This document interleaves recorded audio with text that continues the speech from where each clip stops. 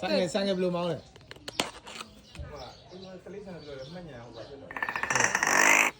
Oh my god ဆိုင်ကဘယ်လိုမောင်းလဲဆိုင်ကမောင်းမြစပီးကျွေးမယ်ဟုတ်တယ်အဲ့လိုဒီလိုနဲ့အဆင်ပြေကိုကြီးကကျွေးမွေးနေတယ်လာလို့နဲ့တိတ်မပြောတော့အဲ့ဒါဖတ်ခေါ်သွားတယ်ဟောသူကအစာကျွေးပြတော့ပဲသူဟိုအဖြစ်သူကအများနဲ့စကားပြောနေမှာပိုတက်တယ်နော်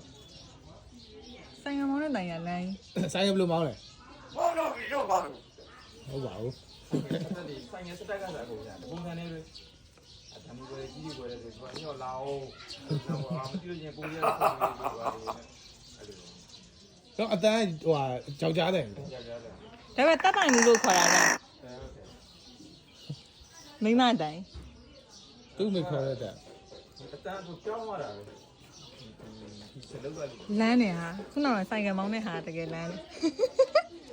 ဆိုင်ငယ်စတက်တွေပဲလေဆိုင်ကဘယ်လိုမောင်းလဲဆိုင်ငယ်တကြီးတော့ဖြတ်မောင်းလာပြီဆိုတော့ဘာမှမလုပ်ဘူး။ခွန်ရင်ကြီးရတယ်။ PPP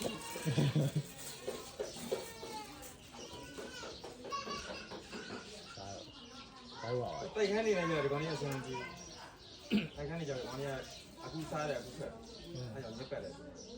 ဒီကောင်အခုဟိုဟာလားအတောင်ညက်တာ။တောင်ညက်ထားဘူး။ညက်တာဖွင့်လိုက်ပြန်ပါတော့။အမိုးဖွင့်ပေးထားတယ်ဒီခါကျပြန်လို့ဒီခါကျပြန်။ပြန်ဆောင်းပြေးဘူး။အဲ့ထဲမှာပဲတော့။ဒီလေးတွေမွေးထားတော့။ဆောင်းမပြေးတော့။မပြေဘူး။ အပြေး